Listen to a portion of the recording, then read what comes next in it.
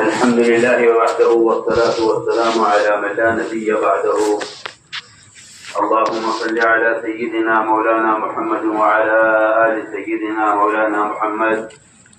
كما صليت على إبراهيم وعلى آل إبراهيم إنك حميد مجيد. أما بعد فأعوذ بالله من الشيطان الرجيم. بسم الله الرحمن الرحيم. إنما يخشى الله من عباده العلماء. وقال الله سبحانه وتعالى فاسألوا أهل الذكر إن كنتم لا تعلمون. وقال الله سبحانه وتعالى أمن هو قانت آناء الليل ساجدا وقائما يحذر الآخرة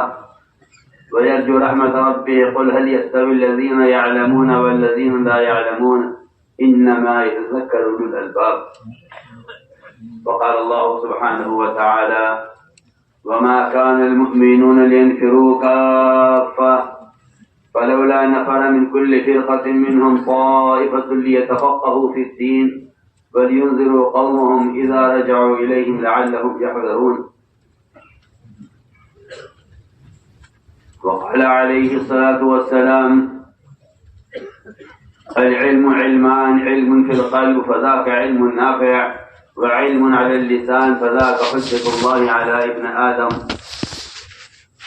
وقال عليه الصلاة والسلام أنا لكم بمنزلة الوالد أعلمكم. وقال عليه الصلاة والسلام خذوا عني مناسككم.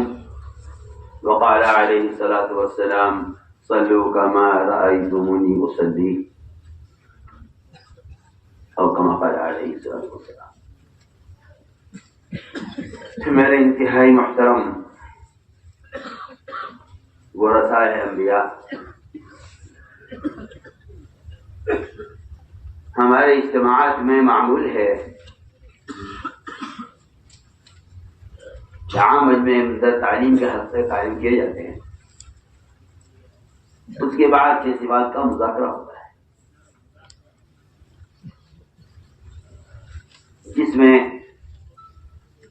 سب سے اہم بنیادی صفت ایمان ہے.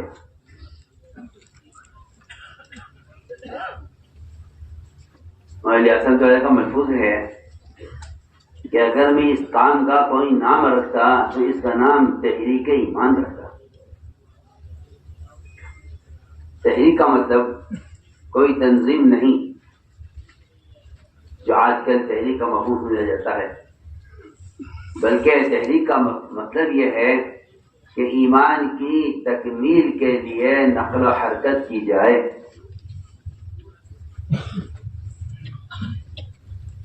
ایمان کی تکمیل کے لیے نقل و حرکت کی جائے. وجہ اس کی یہ ہے کہ جب تک تذکیر کے لیے تحریک نہ ہو یا خدا نہ کرے تحریر تذکیر کا بدل بن جائے،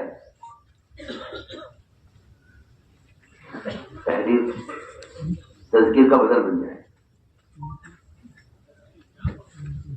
اور تحریر بھی تحریک کا بدل بن جائے. جب بات کے پہنچانے کی سہولت ہے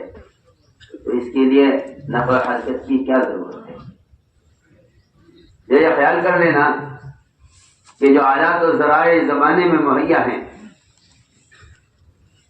ان کے ہوتے ہوئے کیوں مشکل راستہ اختیار کیا جائے.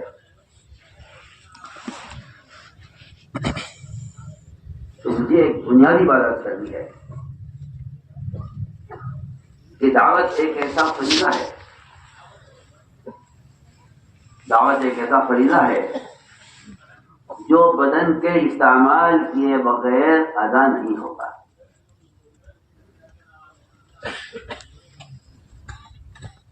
مدرسہ کا ملفوظ چھپا ہوا ہے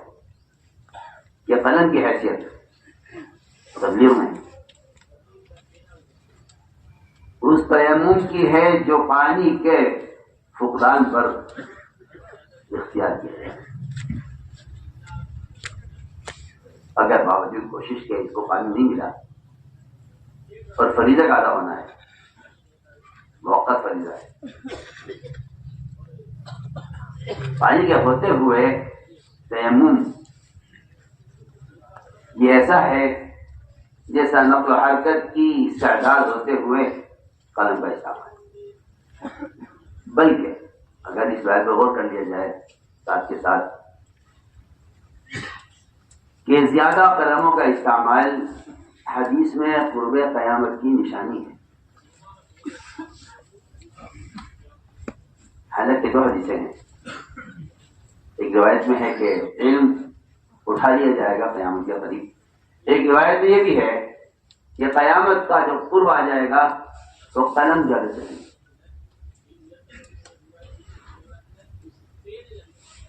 اگر اقلام کی زیادتی سے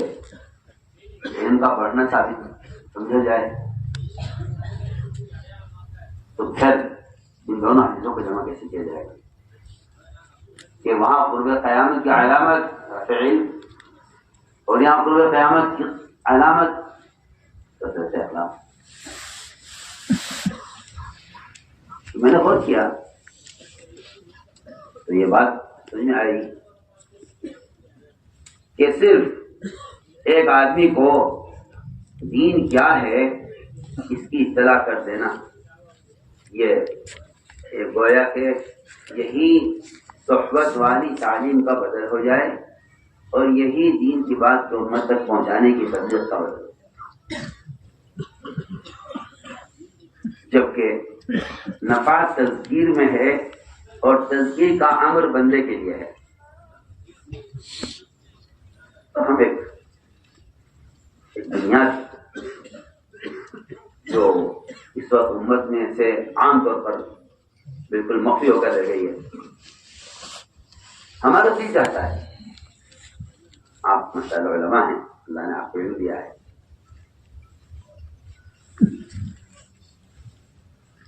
بجائے تقابل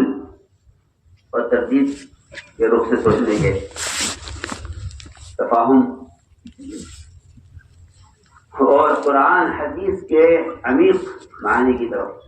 متوجہ ہوا جائے. اس بات کو سمجھنے کے لیے کہ آیا ایمان کی تکمیل کے لیے کیا نقل و حرکت اور ایمان کی تکمیل کے لیے کیا دعوت خود جا کر دینا یہ کوئی ضروری لازمی چیز ہے یا کسی ذریعے سے بھی یہ کام ہو سکتا ہے؟ اس طرف توجہ کی ضرورت ہے اور اس بات کو کھولا جائے, اس بات کو کھولا جائے کہ ایمان کو کمال تک پہنچانے کا بنیادی ذریعہ کیا ہے. وہ امر معروف و نہی منکر کی وہ ایک عملی محنت ہے جبکہ میں آپ سے پورے جذب اور یقین کے ساتھ کر دوں کہ امر معروف و نہی منکر کے لیے قلم کا استعمال وہ عوامی نواہی کے علم تک آپ کو پہنچا دے گا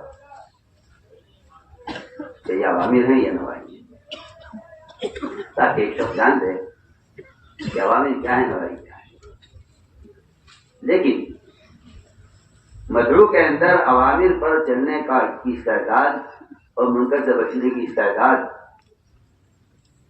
اور داعی کے اندر اس عمل کے کرنے سے اپنے ایمان کی تکمیل یہ تو تقاضا کرتی ہے, یہ تقاضا کرتی ہے عملی طور پر ہمیں معلوم ہونا ہے. اس لیے ہمارے یہاں تبلیغ میں اللہ کی قسم گشت کا موضوع صرف المعروف نہیں ہوتا ہے.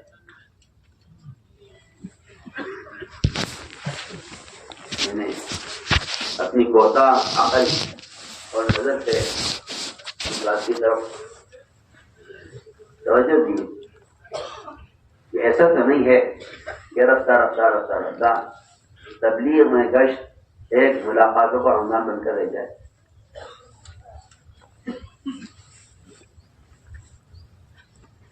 کہ بھائی 2-4 ملاقاتیں کر لو اور جو آدمی جس ماحول میں ہے اس ماحول کو اس کو دین کی بات پہنچا دی جائے.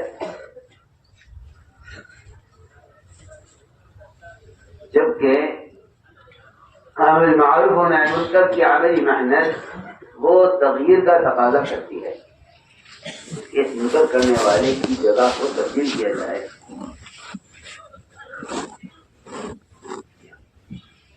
یعنی منکر کے ماحول میں ہے اس کو منکر کے ماحول سے اس کی جگہ کو تبدیل کیا جائے.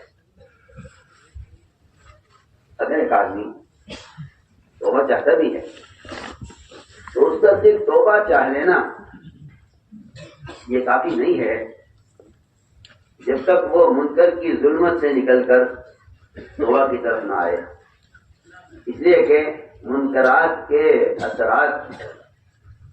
مقام پر اتنے زیادہ ہوتے ہیں کہ وہاں سے منکر کرنے والے کا اخراج بہت ضروری ہے.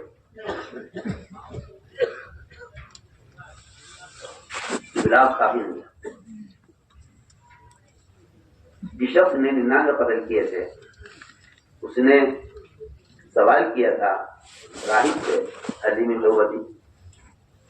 اس نے کہا تھا کہ تمہاری توبہ قبول نہیں ہوگی. اس قاتل نے اس راہب کو بھی قتل کر دیا تھا. لیکن جب عالم نے سوال کیا عظیم توبہ تو عالم نے کہا ہاں توبہ قبول ہو جائے گی, اپنی بستی چھوڑ کر نکل جاؤ. اس قاتل سے اس کی بستی چھڑوانے کا جو بنیادی مقصد ہے وہ اس کو اس کے منکر کے مقام سے اس کو الگ کرنا ہے. حضور اکرم صلی اللہ علیہ وسلم صحابہ کے ساتھ کے سفر میں آپ صلی اللہ علیہ وسلم کی فجر مع صحابہ قضا ہو گئی.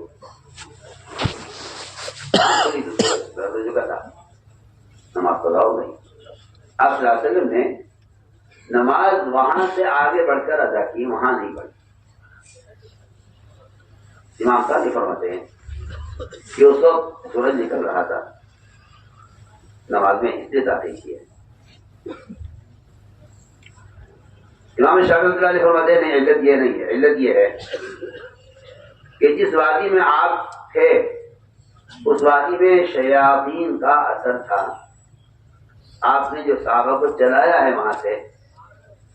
وہ اس وادی کے اثرات سے نکلنے کے لیے اور آگے جا کر نماز پڑھنے کا آپ نے حکم فرمایا. امام شافعی کی جو علت ہے وہ علت یہ ہے کہ آپ صلی اللہ علیہ وسلم نے اس جگہ نماز نہیں پڑھی جہاں قضا ہو رہی, وہاں سے آگے بڑھ کر نماز پڑھی ہے. اور وہ فرماتے ہیں یہ جو ہے درس بخاری میں آیا یہ ذکر, تو میں نے طلبہ سے کہا کہ دیکھو اگر کہ امام شافعی علیہ کا کے نزدیک یہاں نماز نہ پڑھنے کی علت اور وجہ یہ ہے کہ یہاں شیاطین کا ایک نمبر آپ کا اثر نہیں. بتاؤ آپ صحابہ کو اس وادی سے ہٹا دیں یہاں سے ہٹا. میں نے پوچھا طلبا سے, میں نے کہا جہاں محلے مسلمانوں کی ہزاروں کی آبادی کے ایسے ہیں جہاں اکثریت نماز کبھی نہیں پڑھتی, آپ کو کیا خیال ہے؟ اس کے علاوہ دیگر منکرات میں بنیادی بات کرنا چاہتا ہوں کہ تبلیغ میں گشت کا جو اصل موضوع تھا, اس لیے کہ یہ دین کے ہر شعبے کا ہمیشہ اصول رہا ہے کہ رفتہ رفتہ رفتہ رفتہ رفتہ رواجی چیزوں سے داخل ہو جاتی ہیں, اور جو اصل مقصد ہوتا ہے وہ حالات, زمانہ, سہولتیں, حالات ذرائع, وہ رفتہ رفتہ اس کے بنیادی مقاصد کو بدلے. جبکہ گشت کا بنیادی مقصد ہر آدمی کے اپنے ایمان کی تکمیل کے لیے گشت ہے. اس کو اگر آدمی مثبت پہلے سے سوچے تو اس کی اہمیت معلوم ہوتی ہے، اور اسی کو منظر لیے سوچ لے تو اس کا انکار کر دے گا کہ کیا گشت کا ایمان موقوف ہے۔ جب یہ نہیں معلوم کہ گشت کا مقصد کیا ہے تو یہ کہنا بہت آسان ہے، کیا گشت کا ایمان بنے گا؟ حالانکہ بہت بنیادی موٹی اور واضح بات ہے۔ ایمان کے اس کی جو بحث ہے، ہم اس بحث میں صرف یہاں آ کر رک جاتے ہیں کہ ہاں دلائل ان کے پاس بھی ہیں، ان کے پاس بھی ہیں، اور صرف ان یزید اور اس کے دلائل اور مذاہب کو ہی ہم اس بحث کا ایک مقصد سمجھتے ہیں، اور یہاں سے ہو جاتے ہیں کہ ہمیں یہ ایمان بڑھتا ہے نہیں بڑھتا ہے۔ امام بخاری کا مذہب ہے کہ ایمان بڑھتا ہے۔ امام بخاری رحمۃ اللہ علیہ کا یہ مذہب تو معلوم ہو گیا کہ ایمان بڑھتا ہے، مگر جو ان کا مستدل ہے،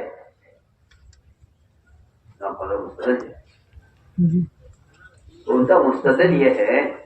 کہ معاذ بن جبل رضی اللہ تعالیٰ عنہ وہ لوگوں سے ملاقات کر کے کہتے تھے اجلس بنا نؤمن ساعتا، یہ معاذ بن جبل کا عمل، یہ امام بخاری کا مستدل۔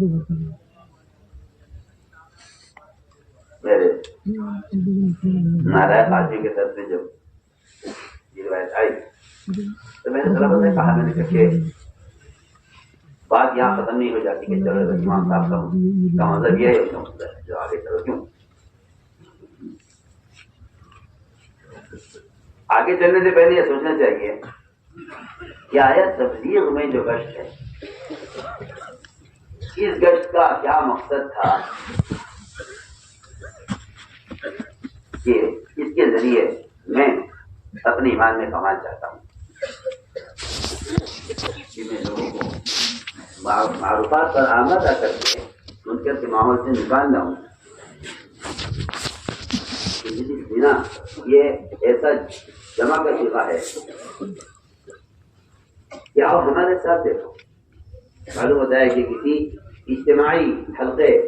اور ایمان کے کسی اجتماعی ماحول کی طرف آمادہ کیا جا رہا ہے، یہ بالکل واضح بات ہے۔ عمر رضی اللہ تعالیٰ کے بارے میں آتا ہے کہ وہ راستے میں ایک سے دوسرے سے ملاقاتیں کرتے اور ان کے ہاتھ پکڑتے اور ان سے کہتے کہ تو ہمارے ساتھ آؤ، ہمارے ساتھ میرے پر ایمان لائیں گے۔ اور عمر رضی اللہ عنہ فرمایا کرتے تھے کہ یہ کام میں اس لیے کرتا ہوں تاکہ اس سے میرے ایمان میں زیادتی ہو۔ اس لیے میں نے ایک بنیادی بات کی ہے کہ تبلیغ میں گشت کا موضوع اور نقل و حرکت کا جو اصل مقصد تھا وہ امر معروف اور نہی عن منکر، اس کی ایک عملی محنت، جبکہ یہ بات بھی واضح ہونی چاہیے عوام پر بھی اور علماء پر بھی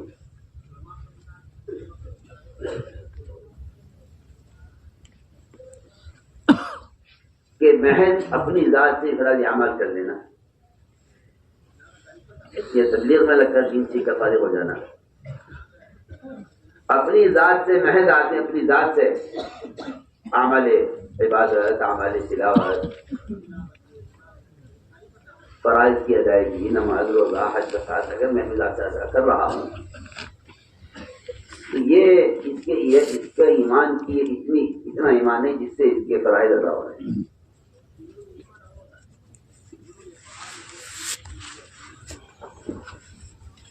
لیکن اب ایمان کی تکمیل وہ صرف اپنی ذات سے فرائض کی ادا کرنے سے نہیں ہوتی، بلکہ ایمان کی تکمیل دوسروں کو نیکی پر آمادہ کرنے، دوسروں کو منکر سے بچانے کی کوشش، یہ ایمان کی تکمیل کا حصہ ہے۔ میں ترجمہ مسلم میں پڑھ رہا تھا مولانا ابوالعالم رحمۃ اللہ علیہ کی،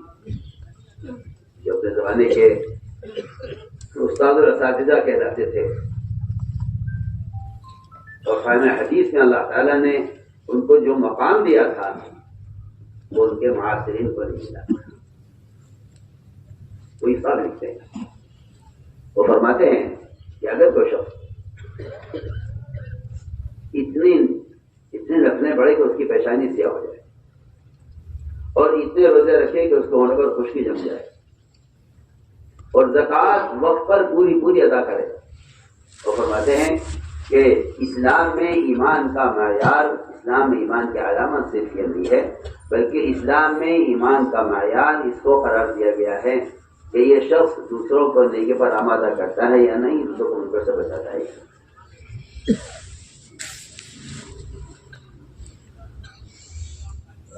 ہمیں جو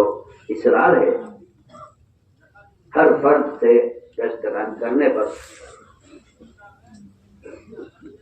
اور یہاں آ کر ایک تقابلی شکل پیدا ہو جاتی ہے کہ کیا ہم انتقامی کر رہے ہیں، کیا ہم انتقامی کر رہے ہیں، کیا ہم انتقامی کر رہے ہیں، بجائے اس کو تقابلی شکل دینے کے اس کو اس سوچ کر کیا جائے کہ ان سارے خیری کاموں کے ساتھ ایک بنیادی ایسا کام چھوٹ رہا ہے جس کی ہمیں ضرورت ہے۔ اس طرح کسی جماعت میں لگے ہوئے ساتھی کو واقعی علم کی ضرورت ہے، اس طرح علماء کو عوام تک پہنچنے کی ضرورت ہے۔ میں عرض کروں گا، ابھی تو میرا دل چاہتا ہے کہ اس گشت کو ایمان کی تکمیل کے مقصد پر لایا جائے۔ میں ایمان کے لیے میں نے اس بات آج کی کہ بھائی ہم لوگ ایک صاحب نے کہا کہ اسی ایمان کی تکمیل کیا کرو، میں نے کہا اس کو ایسا کرو، ایک شاعر سن لو، پھر دیکھتے ہیں کہ کسی اشارہ میرے جیسا اناڑی آدمی تھا، اس نے سنا کہ صاحب کر رہے تھے کہ مغز کو باغ میں جانے میں دیجیے کہ نہ خون پروانے کا ہوگا، تو وہ کہنے لگا بھائی کوئی بات ہے بھائی، اگر شہد کی مکھی باغ میں جاتی ہے تو اس سے پروانے کو کیا، پروانے کو پکڑ کے ہو جائے، اگر مکھی باغ میں جاتی ہے تو اس سے پروانے کا قدر کیا تھا، کیا وہ پروانے کو مارے گی کہ نہیں؟ مکھی پروانے کو نہیں مارے گی، اشکال یہاں ہوتا ہے، بہت بنیادی بات ہے، مکھی پروانے کو نہیں مارے گی، اشکال یہاں ہوتا ہے کہ کیوں کہتے ہیں آپ کے کشتے ایمان بنتا ہے، کیوں کہتے ہیں؟ میں نے کہا آپ ہماری بات کو سمجھے نہیں ہیں، جیسا آپ اس شہر کو نہیں سمجھے کہ مکھی کے باغ میں جانے سے پروانہ کیوں قتل ہو جائے گا، یہ نہیں، اس سے نہیں ہوگا، مکھی باغ میں جائے گی، وہاں سے رس چوسے گی پھلوں کا پھولوں کا، اور وہاں سے رس چوس کے چھتے میں آئے گی، چھتے میں آ کر یہاں شہد بنائے گی، اسے موم بنے گا، اس موم سے موم بتی بنے گی اور شمع جلے گی، اس پروانہ آئے گا، یہ پروانہ جل مرے گا، سبب یہاں سے ہوا ہے۔ میں تو تفصیل میں جاؤ ذرا، تفصیل میں جاؤ نا، کیا کیوں اسی جیسے انکار کر رہے ہیں، تفصیل میں جاؤ کہ ایک شخص جائے گا، لوگوں سے ملاقاتیں کرے گا، ان سے بات کرے گا، انہیں تیار کرے گا، انہیں وہاں سے لے کر وہاں سے اٹھا کر یہاں مسجد چھتا میں لے کے آئے گا، جو بندے یہاں لے کر آئے گا، یہاں ایمان کے حقوں میں طور بیٹھے گا، اس کے اندر استعداد پیدا ہوگی اللہ کے عوامل پر جان دے گی۔ یہ سمجھتا ہوں کہ اگر اس مکھی کے پھرنے سے یہاں موم کی بتی جل رہی ہے تو ان گشتوں سے یہاں ایمان کی روشنی جلے گی، اور اس پر اللہ تعالیٰ کی نسبت پر علم اور ایمان اور عمل پر جان دینے والے جان دیں گے۔ تو وہ صاحب کہنے لگے کہ جی میرا اشکال دور ہو گیا، میں سمجھ گیا ہوں کہ بات اتنی سی نہیں ہے کہ ان گشتوں سے ایمان بنتا ہے، بات یہ ہے کہ جب ان گشتوں میں صحابہ کی طرح حضرت رواحہ رضی اللہ عنہ نے جب کہا ایک سے چلو ایمان لائیں گے، سیدھی بات، چلو ایمان لائیں گے، جیسے کسی غیر مسلم سے کوئی یہ کہ آؤ ایمان لائیں گے، مسلمان اس مخمصے میں ہے، ایمان والوں کی مانگی دعوت ہے۔ وہاں بھی صحابی کو یہ اشکال ہو گیا، ایمان لا چکے آپ صلی اللہ علیہ وسلم. تو یہ صلی اللہ روا کیوں کہتا ہے ایمان لائیں گے؟ گئے جا کے رکھے ہیں رسول اللہ. ابن روا ہمارے پاس آتا ہے کہتا ہے آؤ اٹھو ایمان لائیں گے. ہم تو آپ ایمان لا چکے. یہ کون سے نیا ایمان کی طرف دعوت دینے لگا ہے؟ فرمایا کہ نہیں، ابن روا جو عمل کر رہا ہے وہ عمل اللہ کا محبوب ہے کہ یہ اللہ کے بندوں کو ایسے حلقوں میں جوڑنا چاہتا ہے جس کو دیکھا اللہ تعالیٰ فخر فرماتا ہے. اور اس سامنے میں تو ایک مثال آپ سے عرض کر رہا ہوں.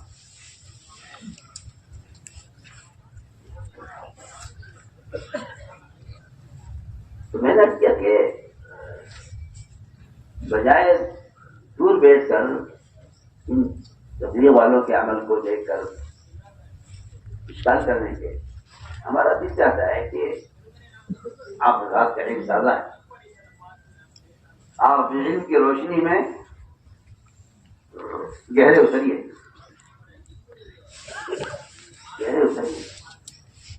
تو دیکھیے اتر کہ یعنی کیا عمیق مقاصد ہیں یہاں تک ابھی تک ذہن اور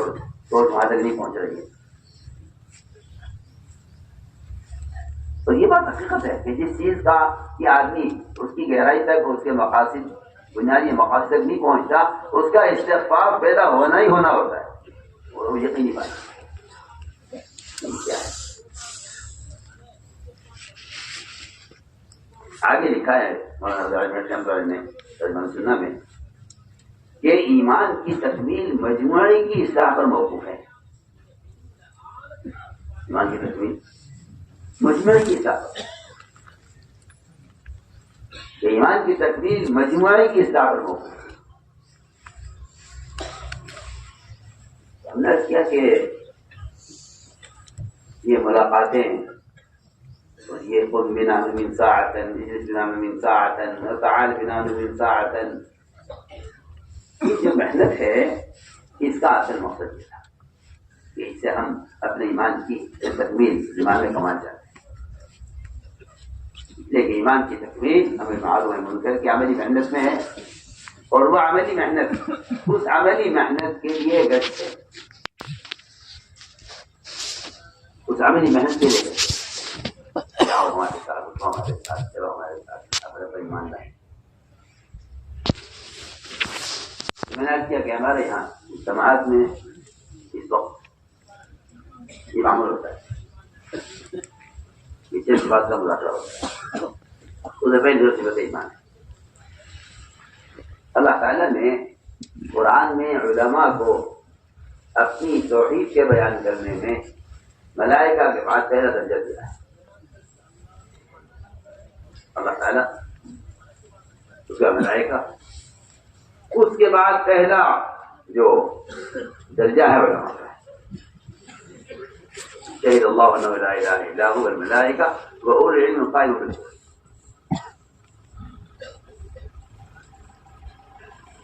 اور یہ بات اس وقت امت میں عام ہے کہ اللہ تعالیٰ کی توحید کا ایک تصور ہے ذہنوں میں، اس کو لوگ سمجھتے ہیں کہ یہ توحید ہے،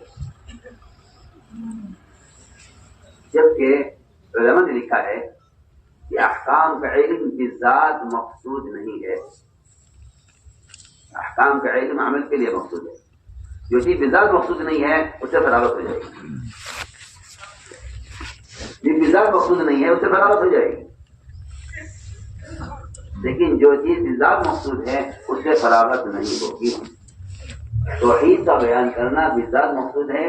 احکام کا علم عمل کے لیے مقصود ہے. جب آدمی احکام کا علم حاصل کر لے گا تو اس سے عمل کا اس سے جب آدمی احکام کا علم حاصل کر لے گا تو اس سے عمل کا مطالبہ ہے. عمل کا مطالبہ ہے. آپ سے بازو ہو گئے. اب اندر کے علم سے نماز پڑھیے، اندر کے علم سے روزہ رکھیے، اندر کے علم سے زکات دیجیے، اندر کے علم سے آپ سارے اعمال سارے افعال اندر کے علم سے کیجیے. آپ ان سے بازو ہو گئے. لیکن توحید سے مومن کو فراغت نہیں ہے کہ اللہ تعالیٰ کی وحدانیت کا بیان کرنا بذات مقصود ہے. امت کے جو عقائد بگڑتے ہیں اور اس کی بنیادی وجہ یہ ہے کہ روزانہ کوئی وقت ہر مسلمان کے لیے اللہ کے توحید کو سننے یا بولنے کا یہ معمول ابھی ختم ہو گیا ہے. گویا ایمانیات وہ ایک کورس ہے جس سے ہم گزر چکے ہیں. پڑھانے والے بھی گزر جاتے ہیں، پڑھانے والے بھی گزر جاتے ہیں. جبکہ میں نے عرض کیا کہ ایمان اللہ کی توحید کا بیان کرنا یہ بالذات مخصوص ہے، کیونکہ ساری نیکیوں کا مدار توحید پر ہے. اس وقت امت کا جو سب سے بنیادی امت کا نقصان اور امت میں جو ایک بنیادی مرض ہے وہ سب سے بنیادی چیز عقائد، کیونکہ کفر کا یہ معمول ہے کہ وہ پہلا حملہ عقائد پر کر دیتا ہے. اور میں ساتھ رکھ سکتا ہوں کہ میں آپ سمجھتے ہو کہ آدمی مسلمان ہے، وہ تو ساتھ بیٹھ کر حال دیکھ کر معلوم ہوتا ہے کہ یہ آدمی اندر سے اس کا کیا حال ہے. ابھی جماعت والے کام کر رہے تھے مسلمان ایک علاقے میں، گھر میں جماعت داخل ہوئی تو مسلمان کے گھر میں بلکہ اس کے مسجد کے مؤذن کے گھر میں ایک بت باقاعدہ مجسم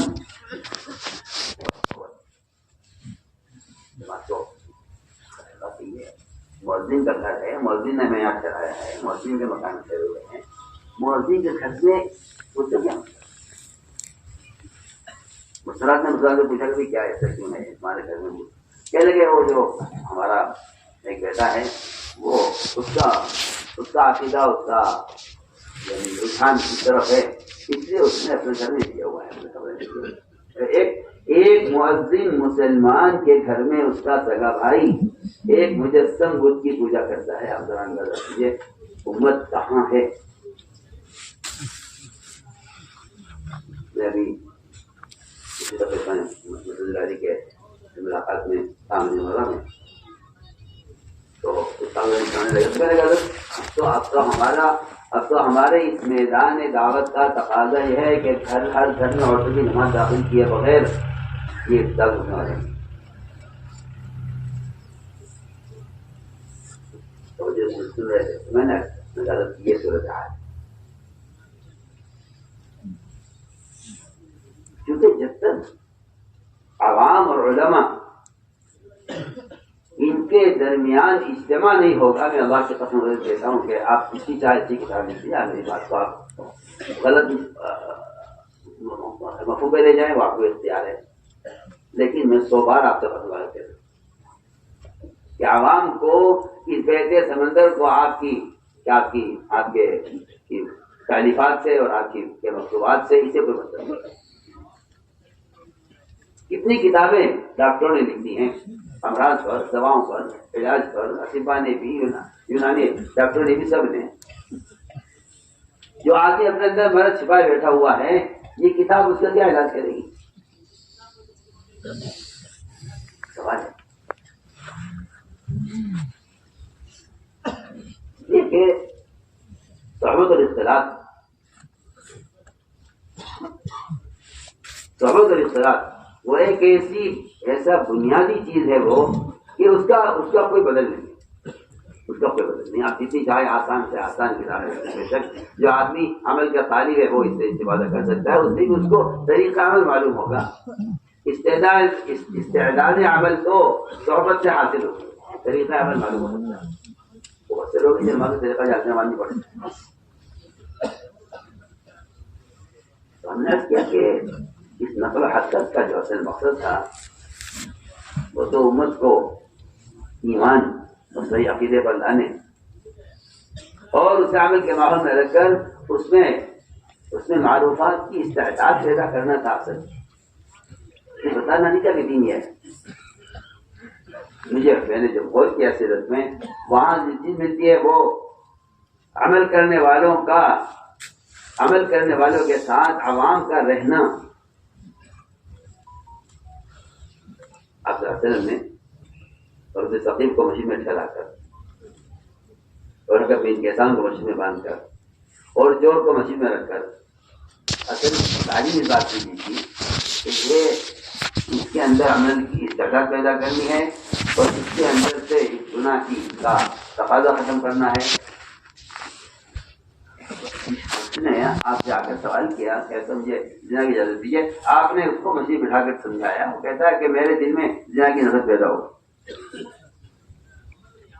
صرف بتا دینا کہ حلال حرام کیا ہے، اگر یہ بتلا دینا صحبت کے بغیر نہیں ہے اور ماحول کے بغیر نہیں ہے، اس لیے میں تو ساتھ بات کرتا ہوں کہ مدارس کا قیام وہ ایک ایسا بنیادی فریضہ ہے کہ جس کے بغیر وہ رجال تیار خدا کی قسم نہیں ہو سکتے جو باہر جا کر اس عوام کے ارتداد کے بہتے سمندر کو روک سکیں۔ یہ مسئلہ نہیں ہوتا۔ جو رجال تیار کیے جاتے ہیں اگر وہ ان اسلام کے قلعوں سے تیار نہیں ہو رہے ہیں، میں نے پڑھ لیا، اس نے کتاب کیسے پڑھ لیا، اس نے پڑھا دیا، اس نے کتاب دیکھ لی، اس نے آگے بڑھا دیا، اس کے پاس کوئی میسج آ گیا، اس نے حسین کو آگے بڑھا دیا، تو حیران ہوں کہ ان آلات نے تعلیم کے کی بنیاد اکھاڑ کے پھینک دی ہے۔ آپ پتہ نہیں کس خیال میں ہیں اور آپ کی ذہن میں ہیں، اور آپ کو جواز کی ایسی پٹی بندی ہے آنکھوں پر آپ کے کہ آپ اس بات کو ماننے کو تیار نہیں ہیں۔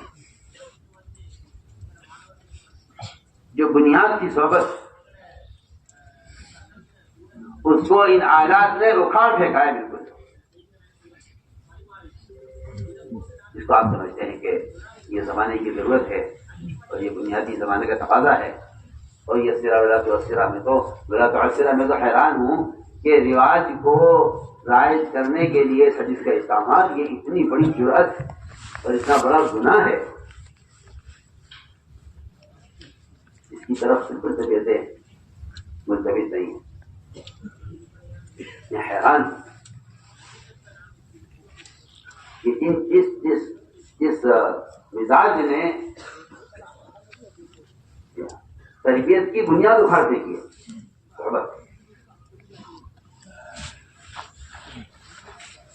وہ ایک ایسی لازمی چیز ہے، میں وہ بات ختم کر دیتا ہوں، آپ قیامت تک بھی صحبت کا بدل نہیں لا سکتے، آپ جتنا الگ سے جائیں گے اتنا آپ صحبت سے دور جائیں گے۔ علماء اخوانی میں ہوں گے، ہمارے اخوانی میں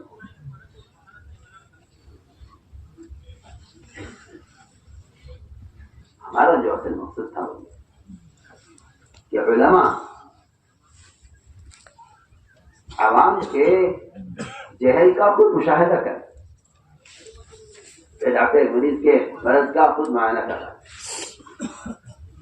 آپ صلی اللہ علیہ وسلم نے جو حدیث بیان فرمائی ہے، شاکر کی روایت ہے، جیسے خبر پر معائنہ،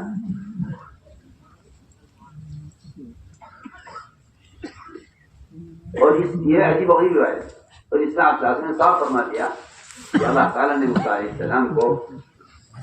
یہ خبر دے دی تھی کہ تمہاری قوم بشری کی وجہ پر جمع ہو گئی، یہ خبر مل گئی تھی، لیکن آپ فرما رہے ہیں حدیث میں کہ جو غصہ اور غم پیدا ہوا ہے موسیٰ علیہ السلام کے اندر، وہ قوم کے اطلاعات کا معائنہ سے، قوم کے اطلاعات کے معائنے سے پیدا ہوا ہے،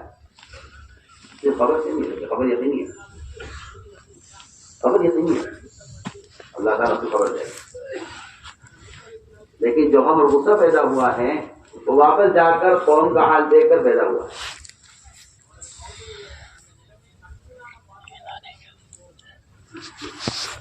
یہ جو عروج اور نفر کا جو مقصد تھا وہ یہ تھا کہ علماء اور عوام یہ عوام کے ماحول سے نکلے، اور ان کو 4 مہینے علماء کی صحبت کو انہیں ملے، اس لیے کہ یہ بات بالکل واضح ہے کہ عوام کو اتنی مدت علماء کی صحبت، اتنی بڑی تعداد عوام کی، اتنی بڑی تعداد عوام کی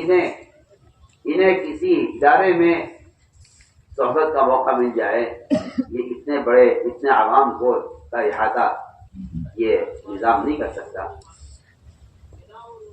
اگر کر نہیں سکتا ہو تب بھی یہ بات،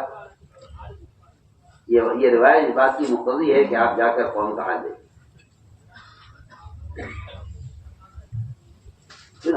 والی روایت ہے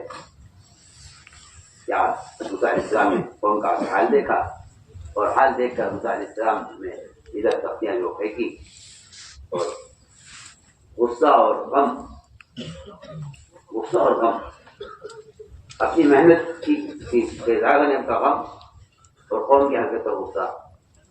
یہ دو چیزیں جمع ہوئی تو اس نے قوم کو واپس لوٹا دیا، اس ذات سے ہدایت کی۔ میں کیا کر رہا ہوں کہ خدا نہ کرے اس راستے کے خروج سے علماء کے اپنے ذمہ داریاں تجدید کی اور تعریف کی اور فتوے کی، ان کا چھڑوانا مقصود نہیں ہے، عوام کے جہل کا مشاہدہ کروانا مقصود ہے، عوام کے جہل کا مشاہدہ کرنا کیا کہ یہ اصل مقصود ہو سکتا علماء کے نفر و خروج کا، یہ جا کے وہاں کا حل دیکھو۔ آپ چاہتے ہیں کے پاس اہل حدیث کی طرف سے مطالبہ آیا کہ ہمارے علاقے میں اسلام آ گیا ہے لیکن علم نہیں آیا، جماعت دیکھیے علماء کی۔ آپ نے 70 علماء چنے اپنے صحابہ میں سے جنہیں قرہ کہا جاتا تھا۔ اس زمانے میں قرہ صرف قاریوں کو نہیں کہا جاتا تھا، اس زمانے میں قرہ کا اطلاق علماء پر ہوتا تھا۔ آپ نے چھانٹے 70 علماء اور استفادے پر آپ نے بھیجے، سب کے سب نہتے تھے، ہتھیار کسی کے پاس نہیں تھا۔ زیر معاونہ میں انہیں سب کو شہید کر دیا گیا۔ ان 70 علماء کے خروج کا مقصد صرف وہاں کے لوگوں کو دین کی تعلیم دینا اور وہاں کے عوام کے جہل کا علاج کرنا، اس کے علاوہ نکلنے کا کوئی مقصد نہیں۔ میں نے غور کیا کہ بغیر کسی معرکے، بغیر کسی جو ہے موطن یا بغیر کسی جنگ میدان جنگ کے اور بغیر دفاعی اقدامی قتال کے علاوہ سب سے ہٹ کر جبکہ لوگوں کا خیال یہ ہے کہ بھئی یہ خروج کے اور غزوات کی اور جہاد کی آیتوں کو استعمال کرتے ہیں، جبکہ حد یہ ہو گئی ہے کہ جہاں واقعی قتال ہو رہا ہے، جہاں واقعی غزوہ ہو رہا ہے، جہاں واقعی کفر اسلام کے درمیان جنگ ہو رہی ہے، وہاں بھی اعظم حضرت نے میدان قتال میں تعلیم کا حلقہ ثابت کیا ہے کہ چند صحابہ کو تعین کر دیا جاتا تھا کہ آپ حاضر کی خدمت میں کہ تم یہاں رہنا، اس درمیان کوئی آیت نازل ہو، کوئی حکم نازل ہو، آپ سے کوئی بات فرمائیں تو تم محفوظ کرنا، ہم میدان میں ہوں گے۔ میں سمجھتا ہوں کہ شاید جس طرح میدان قتال میں نماز کی ترتیب بدل جاتی تھی، 2 جماعتوں میں ہو کر صلاۃ خوف کی، اتنا اہتمام تعلیم کا میدان قتال میں ہو رہا ہے جہاں جہاں تو بنی ہوئی ہے، اتنا اہتمام تعلیم کا کہ یہ وقت ایسا نہ ہو گزر جائے کہ آپ سے کوئی بات فرمائیں اور تو تم یہاں رہو، جو تم سمجھو وہ ہمیں بتانا، تاکہ ہم اتنی دیر کے لیے بھی ہم علم سے اور احکام سے ہم بے خبر نہ رہیں، ظاہر نہ رہیں۔ تو میں نے عرض کیا کہ اصل تو مقصد یہ تھا خروج کا، تعلیم اور امت کے کو اصلاح سے روکنا، جہالت سے نکالنا امت کو، اصلاح سے روکنا امت کو، یہ خروج کا اور خروج کا اصل مقصد یہ تھا کہ امت اصلاح سے نکلے اور امت جہالت سے نکلے، اصل خروج کا مقصد یہ تھا۔ اسی لیے قرآن نے نفر کو جو جوڑا ہے، قرآن نے اصل تعلیم کے ساتھ جوڑا ہے۔ فَلَوْلَا نَفَرَ مِنْ كُلِّ فِرْقَةٍ مِّنْهُمْ طَائِفَةٌ لِيَتَفَقَّهُوا فِي الدِّينِ، اور یہ يتفقهوا ایسا لازم لائے ہیں، لفظ لازم استعمال کیا ہے، لِيَتَفَقَّهُوا، اور يتفقهوا یہ کا مطلب تو تقاضا یہ کرتا ہے یہ لفظ کہ یہ میرا عالم کا نکلنا اس کی اپنی ذات کے لیے ہے، تاکہ اسے عوام کے جہل اور عوام کی اطلاع اور اس کی وجہ عوام پر جو اللہ کی نعمتیں ہیں ان کا مشاہدہ کرے، تاکہ اس مشاہدے سے اس کی تحریر مؤثر ہو جائے۔ وَلْيُنذِرَ قَوْمَهُمْ إِذَا رَجَعُوا إِلَيْهِمْ لَعَلَّهُمْ يَحْذَرُونَ، یہ دیکھے قوم کا حال نکلتا ہے۔ اور یہ فقہ نہیں فرمائے، یہ تفقہ فرمائے، تو جانتے ہیں کہ لازم ہے اپنے لیے۔ میں تو کہا کرتا ہوں کہ جو ڈاکٹر مریضوں کے درمیان میں رہتے ہیں، انہیں امراض اور امراض کی دواؤں کا اتنا استحضار ہوتا ہے کہ وہ بہت جلدی دوا کی حفاظت کر دیتے ہیں۔ جو علماء عوام کے درمیان میں رہتے ہیں انہیں عوام کے امراض کا، ان کی روحانی بیماریوں کا، ان کے فاسد عقائد کا، اس کے علاج کا اتنا استحضار ہو جاتا ہے کہ وہ آسانی کے ساتھ ان کو مسئلہ بتانے میں، فتویٰ دینے میں اور ان کو سنبھالنے میں۔ ایک افسوس کی بات یہ ہے کہ عوام ایک میدان میں ہے، ایک وادی میں ہے، اور عوام علماء ایک وادی میں ہے، عوام ایک وادی میں ہے۔ ان کا جو اختلاف ہونا چاہیے تھا وہ نہیں ہے۔ اور میں تعلق کرتا ہوں کہ اگر ہمارا خیال یہ ہے کہ بھئی ہمارے عوام کے درمیان قلم کتاب ہے تو میں تو تعلق کرتا ہوں کہ یہ قلم کتاب یہ کوئی تربیت کا، نہ کوئی تربیت کا طریقہ ہے، نہ کوئی تربیت کا اصول ہے، نہ کوئی تربیت کا ذریعہ بھی نہیں ہے، تربیت کا ذریعہ بھی نہیں ہے۔ عبدالعلم کے ساتھ خط لکھا، مجھے کوئی علم کی بات لکھ کر بھیجے، فرمایا کہ علم لکھ کر بھیجنے کی چیز نہیں ہے، آپ وہاں سے آئیے یہاں اور یہاں آ کر علماء کی صحبت میں رکھے وہاں۔ میں کہتا ہوں کہ صحبت ایسی بنیادی چیز ہے،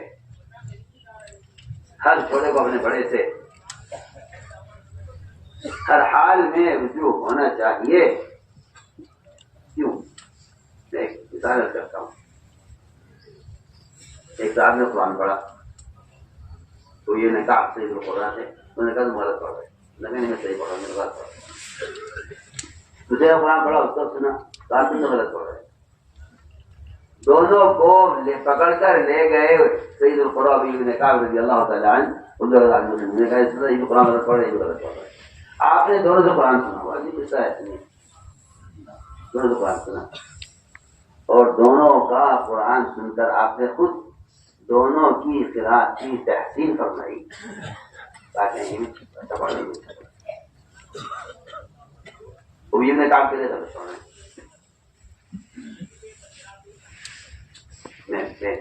صحبت اور ہر کام میں چھوٹوں کا بڑوں سے ربط رہنا، میں اس کی اہمیت رکھ کر رہا ہوں۔ آپ نے فرمایا دونوں ٹھیک پڑھ رہے، وہ یہ نے کہا آپ کے دل میں یہ ہے کہ نہیں دونوں غلط پڑھ رہے۔ تو وہی میں کہا فرماتے ہیں کہ میرے دل میں آپ صلی اللہ علیہ وسلم کی تکذیب کا، آپ کو جھٹلانے کا ایسا فتنہ پیدا ہوا، ایسا فتنہ زمانہ جاہلیت میں بھی نہیں تھا جیسا آج ہوا کہ میں آپ اس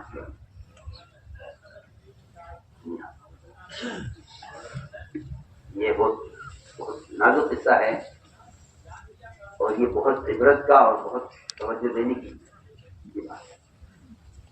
یہ میں آپ کی تصدیق کرتا ہوں، یہ غلط پڑھ رہے ہیں کیونکہ وہی میرے کال کے پاس قرات کا جتنا علم ہے وہ کیا ان کے پاس ہے، اور اپنے علم کی بنیاد پر ان کی دونوں کی قرات کو غلط کیا دیا، دونوں غلط۔ فرماتے ہیں کہ جب میرے دل میں اتنا پیدا ہو گیا کہ نہ آپ کو اطلاع نعوذ باللہ، تو آپ صلی اللہ علیہ وسلم سمجھ گیا ہے کہ ابئی کے دل میں شک ہے۔ آپ فرماتے ہیں آپ نے میرے سینے پر ہاتھ رکھا تو میرے آپ کے ہاتھ رکھتے ہی میں سر سے لے کر پیر تک پسینہ پسینہ ہو گیا، اور میرے اذعان اور یقین کا حال یہ تھا کہ میں اللہ تعالیٰ کو اپنی آنکھوں سے دیکھ رہا تھا۔ جو آپ نے دیکھا کہ اب اس کا یہ دل سے یہ فتنہ نکل گیا ہے اور یہ شک دور ہو گیا ہے، تو آج میں اللہ تعالیٰ سے دعا کی تھی کہ اللہ میری امت تو بہت امی ہے، ان پڑھ ہے، اگر تم نے ایک طرح سے قرآن کے پڑھنے کا حکم دے دیا ان کے لیے مشکل ہو جائے گی، تو ان کو 7 طرح پڑھنے کی اجازت ہے۔ تو یہ سب تعارف کی جو حدیث ہے اس کا اصل موقع یہ تھا، آپ نمایا ہو بھائی اللہ تعالیٰ نے 7 طرح پڑھنے کی اجازت دے دی ہے، یہ بھی صحیح پڑھ رہی ہے۔ یہ اتنی بڑی بات جو ہوئی ہے صرف صحبت کی وجہ سے ہوئی ہے، ورنہ وہ انکار کرنے سے کیا بڑا کہ آپ کا جو سرکار ہے آپ کا وقت ذکر کا نہیں ہے کہ آپ نوز باللہ آپ کے پاس علم نہیں ہے یا آپ کو سیکھنا ہے، نہیں، اس کی بنیادی وجہ یہ ہے، یہ زمانے کا حادثہ یہ ہے کہ ہر عالم عالم نہیں، اگر ہر عالم عالم ہو جائے تو امت سے جہل ایسا ختم ہو جائے گا جیسے ہر مالدار اگر مزکی ہو جائے تو امت سے فقر ختم ہو جائے ہے، ان کے پاس مانے ہیں۔ اگر صرف امت زکات دے دے اغنیا دنیا کے تو دنیا سے فقر ختم ہو جائے، اس لیے ہماری چاہتی ہے کہ حافظات جو سرکار ہے اس کی امت کو شدید ترین ضرورت ہے۔ اس لیے حضور اکرم صلی اللہ علیہ وسلم نے اپنے علم میں اور اپنی علم کے جو ہے اپنے درس میں صرف حصہ تعلیمی کا نہیں رکھا، آپ صلی اللہ علیہ وسلم کی صحبت میں رہ کر جو آگے کے علم حاصل کر رہے ہیں، فرماتے کہ میں آپ سے لوگ تو خیر کے بارے میں سوال کرتے میں خیر کے بارے میں سوال کرتا ہوں، کتنے کیا پیش آئیں گے، خیر کیا پیش آئے گا، تو وہ بھی تھے بعض صحابہ جو آج کی صحبت میں رہتے تھے اور وہ مختلف علوم میں تخصصات اور آگے کے علم پر حاصل کرتے تھے۔ آپ صلی اللہ علیہ وسلم کے درمیان تھے اور آپ بیان فرما رہے تھے، اس بیان کے دوران دروازے پر ایک آدمی آیا اور اس نے وہیں سے آواز دے کر کہا عالم دین یا رسول اللہ۔ آپ نے یہ نہیں خیال کیا کہ یہ تو اسلام میں نیا ہے، اسے فرائض کی خبر نہیں ہے، اس کو تو کسی کے حوالے کرتے ہیں اپنے مطلب کہ اس کو پڑھا دے سمجھا دے، کو دیکھو آدمی کیا کہہ رہا ہے، یا یہ فرماتے کہ بھائی تم بعد میں آنا دیا مشغول ہے۔ آپ نے اپنے تمام علماء صحابہ کو اس طرح متوجہ کرنے، اس کی اہمیت بتانے کے لیے آپ منبر سے اترے، بیان آپ نے درمیان میں ختم کیا، اس کی آتے ہی اور آپ گئے اور جا کر دروازے پر آپ تشریف فرما ہوئے، وہیں آپ کے لیے کرسی لائے کسی کے فائد ہوئے کے تھے، اس پر آپ بیٹھے اور آپ نے بیٹھ کر اس نئے عربی کو اسلام کے فرائض کا خود سکھلائے۔ یہ سمجھتا ہوں کہ آپ کا یہ فیض عوام تک نبی بذات خود، ورنہ آپ کے شاگرد موجود تھے اور اس کا کوئی سوال ایسا چڑھا نہیں تھا کہ جس سے کہ آپ کا علم کی ضرورت پڑتی ہے۔ عمر رضی اللہ تعالیٰ ممبر سے اس طرح آیات سکھلاتے تھے جیسے کسی بچے کو عبادت سکھلائی جاتی ہے، کوئی حال نہیں۔ اللہ تعالیٰ غریق رحمت کرے مولانا عبدالحسن کو، وہ حصہ وہ آدمی اتنا گہری نظر رکھنے والا تھا، اس لیے کہ یہ بات میں بطور تشکر یاد کرتا ہوں کہ جن لوگوں کا لمبا ہمارے اساسی طور سے گزرا،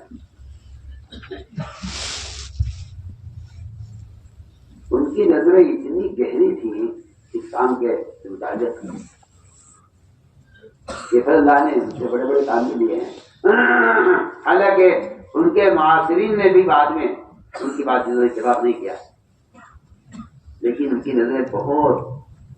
دور رس اور بہت گہری تھی۔ مجھے فرما گئے کہ اگر مکاتب کا جال نہ بچھایا گیا اور علماء نے مکاتب کو نہ قائم کیا تو انقلاب ہر جگہ داخل ہو جائے گا سوائے مساجد کے، کہاں داخل ہوتے ہوتے قیامت ہو جائے گی۔ یہ اس طرح اشارہ ہے کہ جن عوام کے راستے سے انقلاب باطل کا آئے گا اگر ان کا تعلق مساجد سے ہے۔ اسی لیے امام المحدثین ابو ہریرہ رضی اللہ تعالیٰ عنہ کا اور میں کر چکا ہوں امام القیامہ جبل کا، ان کا جو گشت ہے بازار میں عام لوگوں کے لیے کہ آؤ ہمارے ساتھ چلو ہمارے ساتھ، بلکہ کھلے بازار سے میں تعلیمی گشت کر کے لوگوں کو مسجد میں تعلیم کے لیے بھیجا کر دیا کہ مسجد میں تعلیم کا الخور ہے، تم بازار میں ہو۔ جو لوگ جھانک کر واپس چلے گئے، یہاں کوئی میرا تقسیم نہیں، ان کو دوبارہ بھیجا یہ ان کے سارے اعمال ہمارے لیے طریقہ کار ہے. اس لیے ہماری درخواست ہے کہ علماء حضرات سے درخواست یہ ہے کہ عوام کے جہل کا خود معنی اور عوام اور علماء کے درمیان جو ایک خلا ہے اور ایک دوری ہے، یہ ابھی جب تک ختم نہیں ہوگی ہم نہیں سمجھتے کہ عوام کی تربیت و اصلاح ہو سکتی ہے. اور یہ میں صاف عرض کرتا ہوں کہ یہ آپ کو 10 منٹ مسجد میں دے دیں، اللہ تعالیٰ بڑی رحمت کرے. مولانا فاروق صاحب حضرت رحمۃ اللہ علیہ کو وہ 1 منٹ کے مدرسے سے چاہتے یہ تھے کہ کم سے کم ان عوام کا جو جہل ہے فرائض سے اور اللہ کے احکام سے یہ ختم ہو جائے. سب کے سب کے طریقہ کار کے مقاصد اتنے متقارب ہیں اور اتنا آپس میں متماثل ہیں، لیکن بعض والوں نے جو اس میں فصل پیدا کیا ہے اس کی وجہ سے بلا وجہ کے جو ہے شکوک و شبہات پیدا ہوتے ہیں. ورنہ آپ جناب پیچھے جائیں گے آپ دیکھیں گے کے بعد مجھے سوال ہے کہ طریقہ جو ہے علم تو ثانی کا اور طریقہ کار میں تعلیم ثانی کی طریقہ کار میں کیا اس سے کیا مطلب ہے طریقہ کار میں یہ وہ طریقہ کار اختیار کرو جس سے علم امت کے عموم میں آئے. میں نے دیکھا بظاہر طرح کو یہ اسلام کے قلعے ہیں، یہ اسلام کے قلعے ہیں اور یہ دین کے وہ تنے ہیں ان کی جڑیں نیچے لمبی زمین ہوئی ہیں، لیکن آگے جو تنے ہیں ان تنوں کے ساتھ جو شاخیں ہیں ان شاخوں کے ساتھ جو ٹہنیاں ہیں ٹہنی کے ساتھ جو پتے ہیں یہ عوام ان پتوں کی طرح ہیں. اگر یہ ترتیب نہیں ہے کہ مدارس کے علماء کا تعلق مساجد سے، مساجد سے تعلق علماء کا اور وہاں سے عوام کا تعلق، اگر یہ سلسلہ نہیں ہے تو میں تو آپ سے آپ کو برا نہ لگے کہ صرف مدارس کا قیام وہ کافی نہیں ہے جب تک یہ متخرجین کا تعلق مساجد سے نہ ہو. تعلیم اس لیے ہے کہ عوام کے درمیان پھر کر ان کے ساتھ رہ کر وہ جو ہے عوام کی مزاج سے ایک مناسبت ہو جائے. اور بلکہ میں تو سمجھتا ہوں کہ اس خروج کے خاطر مقصد یہ تھا کہ عوام کو اس طرح سکھانے کی مشغول ہو جائے، عوام سکھانے کی مشغول ہو جائے. اس لیے ہماری ساری بات کا خلاصہ یہ ہے کہ عوام کے ذہن کا علماء سے مشاہدہ بھی کروانا ہے. اور دوسری اگلی بات یہ بھی ہے کہ جب عوام کے ذہن کا حال دیکھتے ہیں تو اس سے بھی دلوں کے اندر فکر اور غم اور میں تو عرض کرتا ہوں کہ خشیہ بھی اسے پیدا ہوتا ہے. لیکن کیا کیا ایسی چیزیں ہیں کہ جس سے جو چیز عوام کی گمراہی کا اور عوام کی بے دینی کا سبب بن رہی ہے اس کا بھی مشاہدہ علماء کو کرنا چاہیے. عالم تو اسے کہتے ہیں جس کے دل میں واقعی اللہ تعالیٰ کا خوف ہوتا ہے. یہ تو قرآن نے صاف کر دیا کہ اللہ سے ڈرنے والے ہی علماء ہوتے ہیں. میں بلکہ عرض کرتا تھا کہ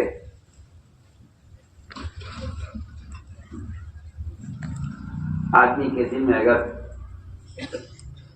سنتوں کے مٹنے اور رواج کے غالب آنے کا اگر ڈر ہوتا ہے دل میں تو واقعی اللہ تعالیٰ ایسے لوگوں کو مجتہدین کو ایسے کو بناتے ہیں اور ان کا اجتہاد بھی اتنا جو ہے کیا کہنا چاہیے کہ صاحب اور اتنا مفید ہوتا ہے کہ اس سے امت ان کے اجتہاد سے امت ایک بڑے فتنے سے بچ جاتی ہے. عمر رضی اللہ تعالیٰ ان کے بارے میں مشہور ہے میں کہ اگر تمام میرے زمین کا علم رکھا جائے پڑھنے میں عمر کے علم رکھا جائے پڑھنے میں تو عمر کا علم زیادہ ہوگا. اس امت کے غلام ہیں، اس امت کے محدث کہلاتے ہیں. 22 سے زیادہ مفقات عمر ہیں جن میں اللہ تعالیٰ نے وہی عمر کی بات سے اتفاق کیا ہے. ایسی بہت سی مثالیں آپ جانتے ہیں. عمر رضی اللہ تعالیٰ میں ایک بات بہت بنیادی کرنا چاہ رہا ہوں کہ طبیعتیں سب کی وہ زمانے کے ساتھ ساتھ رواج کی طرف مائل ہیں. جو سنت طریقہ تھا تعلیم و تعلم کا وہ بڑی تیزی کے ساتھ ختم ہو رہا ہے، جس کی میں بنیادی واقعات کر چکا ہوں. ابی بن کعب رضی اللہ تعالیٰ عنہ کا، عمر رضی اللہ تعالیٰ عنہ کوئی سمجھ کے نہیں کہ ملہم ہیں. ایک مرتبہ ایک صاحب نے نماز پڑھائی اور سورہ کافرون میں بولے. صحیح بات ہے، اگر خالی بھول جائے تو کوئی اس کو لقمہ دے دے، فرض ہو سنت ہو خرابی ہو جو کرائے ہو کر وہ عادت کے آئے تو اس کو لقمہ دے دے کر لے گا. اگر یہ بھول کسی ایسی اتفاقی طور ہو جاتی تو کوئی بات ہی نہیں تھی. اور نے پوچھا کہ کیوں بولے، کیا ہوا؟ تو نے کہا کہ عمر وہ میں نے شراب پی ہوئی تھی، اس کا نشہ دماغ پر تھا اور پھر نماز کا وقت آ گیا، شراب ہلا نہیں تو پیچھے بہت بات ہے کہ ان کا شرور قوم کہ میں تو قوم میں سب سے زیادہ شراب پینے والا تھا. لیکن ایک مرتبہ صرف شراب کے نشے کے اثر سے امام کو سورہ کافرون بھول ہوئی اور عمر کو آنے پڑ گئی کہ اس کو عالم کروا. عالم ہوتا ہے جو نفع کی ضرورت کی، جس کے لوگ عادی ہیں، نفع کی ضرورت کی اور جس کے لوگ عادی ہیں وہ اس کی قباحتوں کو اور اس کے اندر کیا چیز ایسی غلط ہو سکتی ہے وہ اس کی تلاش میں رہتا ہے، یہاں تک کہ اس کوشش میں پڑ جاتا ہے کہ یہ چیز حلال بھی ہے، جائز بھی ہے، ضرورت کی بھی ہے، لوگ اس کے عادی بھی ہیں، اس میں نفع بھی ہے، لیکن اس کا عبادت پر ہی اثر پڑ رہا ہے، اس کو حرام کرنا چاہیے.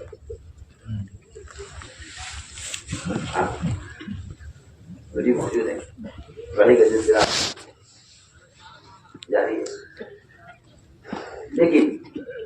ایک وقت ایسا آیا کہ نماز امام نے نماز بھول کی ہے شراب کے نشے کے اثر سے. آئندہ بہت سے اس کے جوابات تھے کہ بھئی ایسا وقت پڑھا تو یہ شراب کا اثر نہ ہو، وہ پڑھا تو اس پہ شراب کا اثر نہ ہو. لیکن شراب کی ضرورت ہے، اس کا نفع ہے، اس کو ہم کیسے ختم کرتے ہیں؟ اگرچہ ایک مرتبہ ایسا ہو گیا ہے کہ نماز میں خلل ہوا ہے شراب کی وجہ سے، ہم لوگ کہ نہیں حرام ہونی چاہیے. عمر رضی اللہ تعالیٰ عنہ آپ کا آگے کیا گیا تھا شراب حرام کرائیے، لوگوں کی نماز خراب ہو گئی. کیا ہوا؟ یہ ایک سورہ کافرون پڑھ رہے تھے، نماز میں بھول گئے ہیں، شراب حرام ہو گئی. اس زمانے میں سارے معاشرے کو برباد کرنے والے حالات جس کا اللہ تعالیٰ ہدایت فرمائے. ہمارے علماء بعض زیادہ کہیے کہ یہ موبائل نہیں ہے، میزائل ہے. جو تباہی ایک میزائل لا سکتا ہے وہ زیادہ تباہی کا آلے آپ کے آگے. اور کیونکہ حیا ختم ہو گئی ہے، اس لیے جن مولوی بزرگوں آگے بڑھ چل رہے ہیں اور لوگ سمجھتے ہیں کہ وقت کی ضرورت ہے. تو میں آج کرنا ہوں کہ واقعی مستحیل تو وہی ہو سکتا ہے جس میں خشیہ ہو. جس دن میں خشیہ نہ ہو، میری آپ یاد رکھیے گا، وہ ایسا عالم مجتہد نہیں ہوتا، اپنے اجتہاد میں خطا کرے گا. اگر خشیہ نہیں ہے اور متبع سنت نہیں ہے اور سلف کے طریقوں سے ہٹ کر ایک بار برابر چلنا نہیں چاہتا، اللہ تعالیٰ ایسے لوگوں سے کوئی شانی کام لے سکتے ہیں اور ایسے لوگوں سے دین کی بات کر سکتے ہیں. لیکن خدا نہ کرے اگر دل میں خشیہ نہیں ہے تو میں افسوس کرتا ہوں کہ اگر خشیہ نہ ہو تو آدمی اپنے معلومات اور اپنے دلائل سے گمراہ ہو بھی سکتا ہے، گمراہ کر بھی سکتا ہے.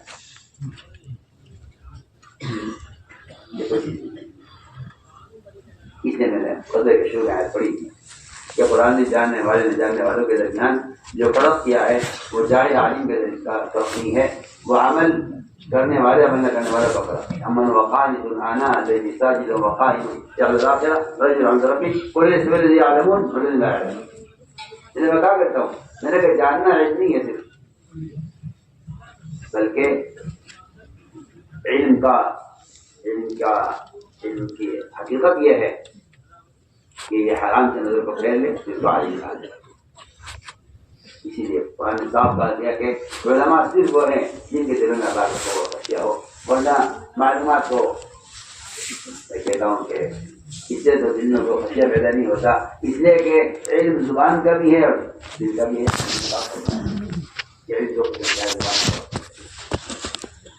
اس لیے ہماری آپ سے درخواست ہے کہ اصل جگہ پر حرکت کا چیزیں کیا میری بات آپ کو بری نہ لگے، میں کہتا ہوں عوام سے زیادہ علماء کا خروج عام ہے، مستقبل پیدا کرنا نہیں ہے، نبی خود سوال کر رہے ہیں، ان سے پوچھتے کہ میں درس کی تحریک نہیں رہا، انہوں نے آپ وسلم کے طریقۂ تعلیم کو ایسا پکڑا کہ صحابی نے بار بار سے حدیث نہیں نقل کی ہے بلکہ تھیلی ہلائی آپ وسلم کی طرح اور کام سے پوچھتے تھے میں ایسا کیوں کر رہا ہوں، اس پورے عمل کو کیا۔ اللہ تعالیٰ نے یہ بتانے کے لیے کہ آپ سے مجھ سے حدیث کا بیان کیا تھا تو آپ نے بھی دس پینے کو ایسے ہلایا تھا جیسے میں ہلا رہا ہوں، اور آپ نے مجھ سے فرمایا کہ پوچھتے کیوں نہیں، میں نے آپ سے پوچھا تھا، میں تم سے پوچھتا ہوں۔ دیکھیے نبی کی بات کو نقل کرنے کے لیے ان سارے افعال کو کیا ہے انہوں نے صحابی نے جو آپ ساتھ رکھا، تاکہ تعلیم کا جو نظام ہے وہ رواج کی طرف نہ جائے بلکہ سنت کی طرف آئے۔ اس سے سب کرتے ہیں کہ علماء کا خروج عوام سے زیادہ اہم اور ضروری ہے تاکہ یہ نکل کر عوام کے جہل کا مشاہدہ کرے۔ اس لیے حضور اکرم صلی اللہ علیہ وسلم نے تین مرتبہ دہرایا اپنے جملے کو، یہ تو علماء جاہلوں کو دین سکھلائیں ورنہ علماء کو دنیا میں سزا دوں گا۔ تعجیل عقوبت کی دھمکی علماء کے لیے، اس آیت سے صرف علماء مراد ہے۔ اگر عوام ہوتے اس آیت کا اگر کہنا چاہیے کہ شاہ نزول یا اس سے مراد عوام ہوتے تو پھر اس کی کوئی ضرورت ہی نہیں تھی کہ ایک بارگی نہ نکلے۔ ماں کان المؤمنون ذکروا کافہ کہ امام والے سے ایک بارگی نہ نکلے، اس کی ضرورت ہی نہیں تھی، اس لیے کہ عوام پر دین کے شعبوں کی کوئی ذمہ داری نہیں ہے، دین کی ذمہ داری علماء پر ہے۔ اس لیے قرآن نے یہ کہا ہے کہ تو علماء پر دینی اور ذمہ داریاں بھی ہیں، اس لیے قرآن نے کہا ہے کہ علماء نکلے سب لیکن ایک بارگی نہ نکلے، باری نہیں، اس سے علماء مراد ہے۔ علماء کو چاہیے کہ وہ نکلے لیکن باری نکلے، اس لیے کہ تجدید کا کام، فتوے کا کام، تعلیم کا کام، خطابت، امامت بڑی ذمہ داری آپ اس میں ہے۔ یہ کہنا تو میں کہتا ہوں اس سے حماقت سے بڑی جہالت کوئی نہیں ہے، یہ کوئی ہے کہ یہ کام افضل ہے، یہ کام افضل ہے، اس سے بڑا جاہل کوئی نہیں۔ سوال افضل افضل کا ہے ہی نہیں، میرے نزدیک یہ بحث ہی غلط ہے، یہ جھگڑا ہی دنیا کی غلط ہے، یہ کون سا کام افضل ہے؟ کیا کر سکتا ہوں؟ اللہ اکبر۔ دین کا کوئی کام دوسرے دین کے کام کے مقابلے میں افضل مفضول کبھی نہیں ہوتا۔ وہ تو بات چلیے تھی کہ بعض مرتبہ حال کا امر ایسا ہوتا ہے کہ اس کو اس وقت کے حالات کی وجہ سے مقدم کرنا پڑتا ہے، تقدیم و تاخیر کا صرف مسئلہ ہے، افضل مفضول کا کہیں مسئلہ ہے۔ بہت آپ سے بہت بنیادی رفاق ہے کہ لڑنے کی ضرورت ہی نہیں ہے، لڑنے کی ضرورت ہی نہیں ہے، کیونکہ مسئلہ تقدیم و تاخیر کا ہے، افضل مفضول کا نہیں ہے۔ میں مثال عرض کرتا ہوں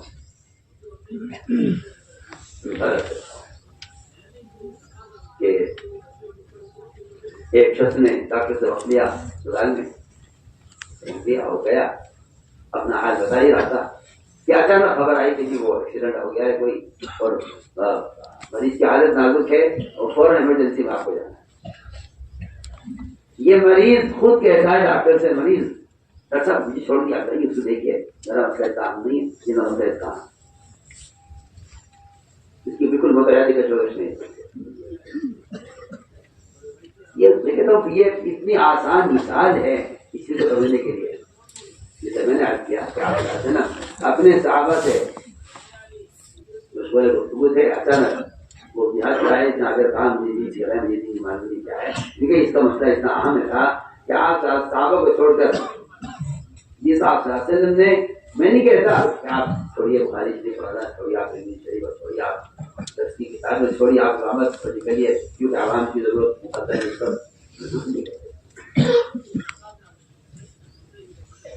میں عرض کرتا ہوں کہ آپ متبادل کا انتظام کریں،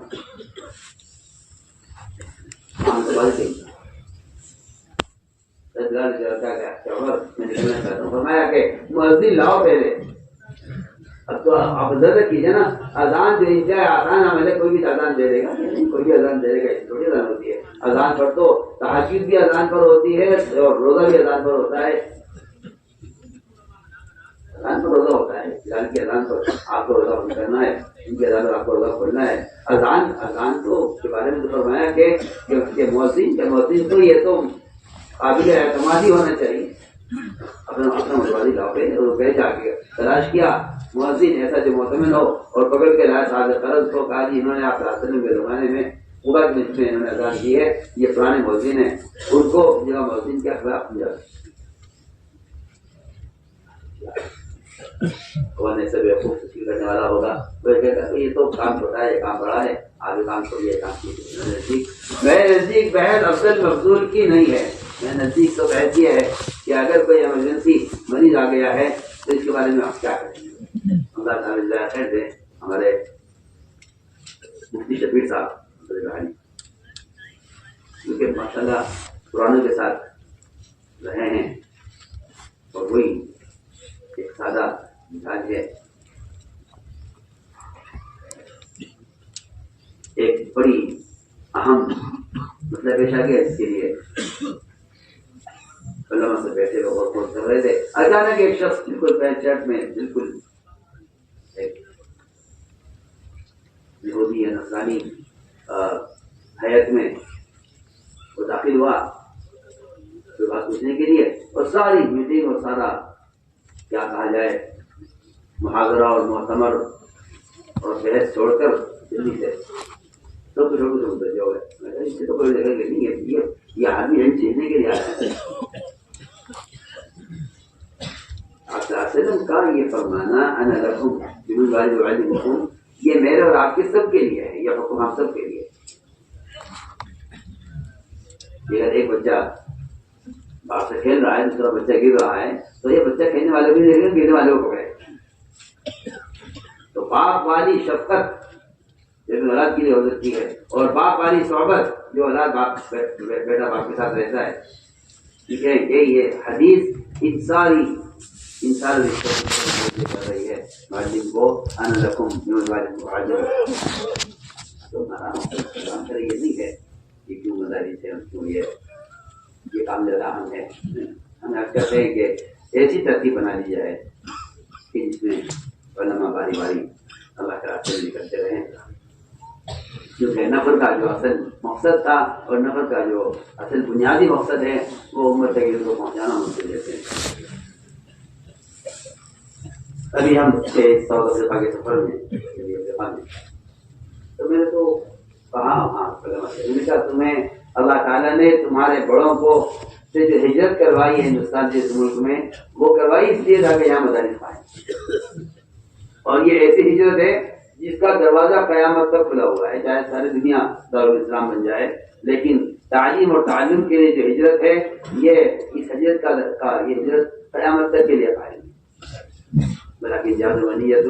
یہ میں کہتا ہوں کہ اس سے بڑا جہاد کوئی نہیں ہے، اور اس سے زیادہ ہجرت کی فضیلت،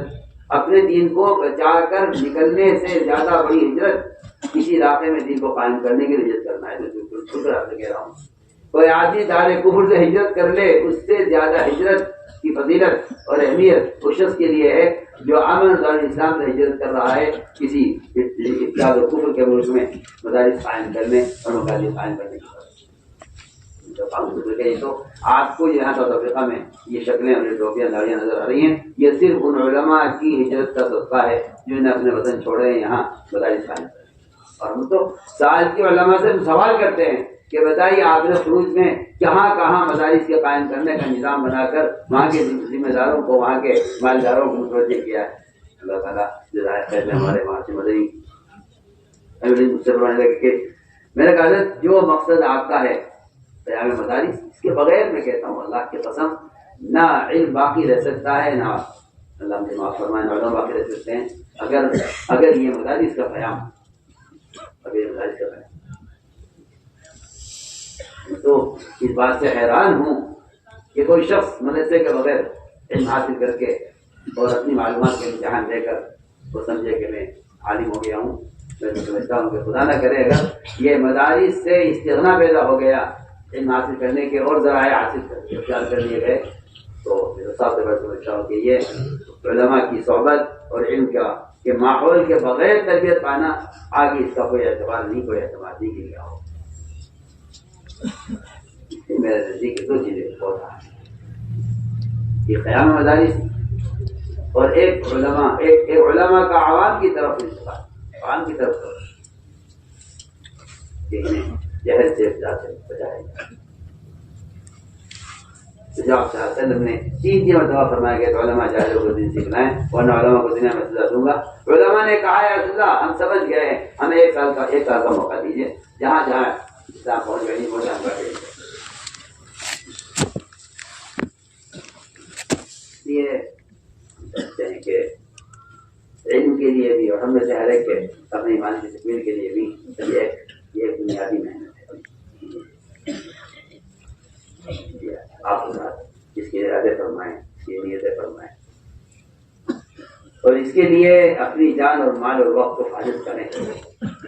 یہ بہت ایک بنیادی مقصد ہے جو آج سے علماء کا نکلنا. میں کہتا ہوں کہ اس سے بڑی تو خیر نہیں.